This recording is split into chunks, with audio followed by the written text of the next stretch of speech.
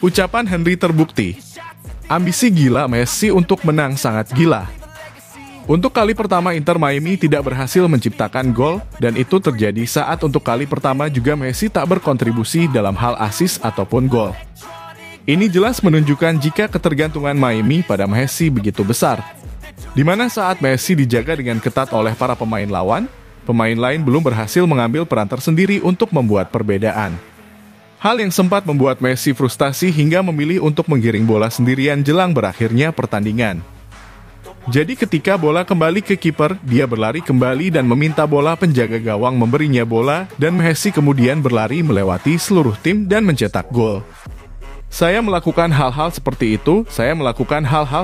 itu juga terhadap anak-anak kecil. Tapi dia melakukannya melawan beberapa yang terbaik di dunia ya.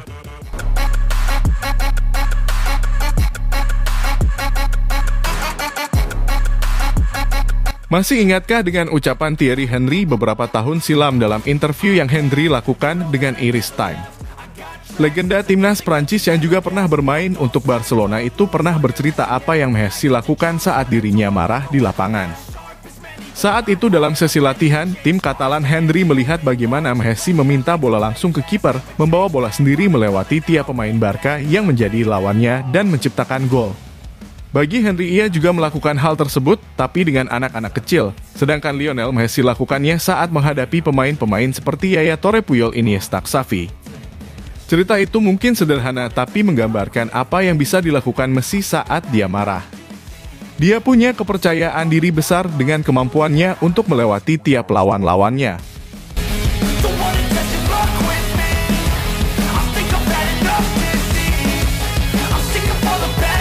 Menariknya cerita dari Thierry Henry soal bagaimana reaksi ketika marah di lapangan. Kembali lagi tergambar di momen saat ini tepatnya dan lagi pagi tadi saat Inter Miami bermain menghadapi laga lanjutan di MLS. Messi yang dibuat frustasi di sepanjang laga setimnya gagal menciptakan gol menunjukkan sisi lainnya sebagai sosok individualis di atas lapangan hijau. Memainkan pertandingan kedua menghadapi Nashville setelah kedua tim bertemu di final Liga beberapa waktu silam. Nashville yang sudah tahu betapa berbahayanya Messi ketika memiliki ruang, kali ini tak membiarkan Messi sama sekali. Penjagaan ketat diberikan kepada Messi di sepanjang 90 menit. Di mana akibatnya Messi pun harus mundur untuk mencari ruang kosong, dia pun mengambil peran untuk lebih banyak memberikan bola ke lini depan. Tapi sial beberapa umpan kuncinya justru gagal dimanfaatkan oleh rekan satu timnya seperti Robert Tyler, hingga 90 menit tak ada gol dari kedua tim. Hingga akhirnya Messi memutuskan untuk menggiring bola sendirian di masa injury time melewati 1-2 pemain sebelum melepas tendangan yang sayangnya masih berhasil diblok oleh lawan.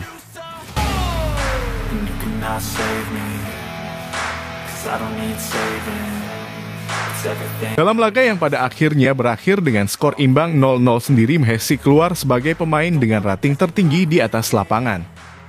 Dari laman SofaScore yang mendapatkan rating 8 setelah dalam 90 menit pertandingan.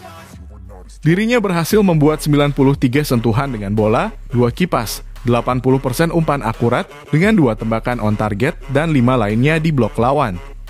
Tapi yang paling menarik jelas dribblingnya, Messi cukup banyak melakukan dribbling di laga kali ini dengan 5 diantaranya sukses dari 7 percobaan.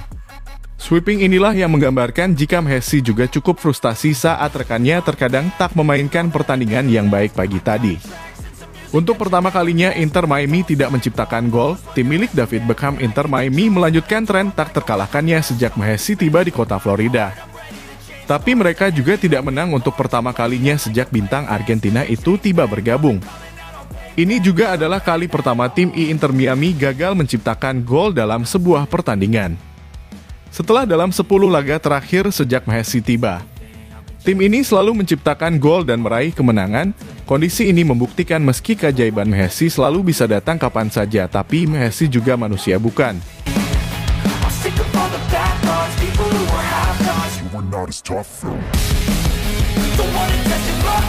Messi marah. Dalam hal ini Messi menunjukkan beberapa kali kemarahan terhadap pemain lawan. Seperti pemain nomor 5 ini, Messi juga beberapa kali kecewa dengan permainan dari Robert Taylor yang malam tadi kurang berkesan. Dan terakhir Messi juga nampak cukup emosional saat di akhir laga dia seolah menolak bertukar jersey dengan pemain lawan. Kemarahan Messi tentu wajar, ia cukup sering dijatuhkan lawan. Dia adalah sosok yang selalu ingin menang seperti yang pernah diucapkan oleh Charles Puyol yang menyebut kemarin Messi adalah bukti betapa serius dirinya di lapangan. Saya pernah bermain dengan Leo Messi selama bertahun-tahun, dan saya tahu bahwa dia ingin menang dalam setiap pertandingan. Kemarahannya adalah bukti betapa seriusnya dia mengambil permainan ini. Saya pikir penting bagi pemain memiliki motivasi yang kuat.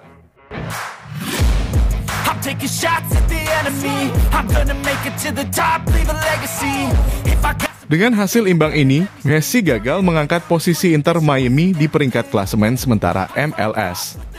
Mereka masih berada di posisi 14 atau tim kedua terbawah.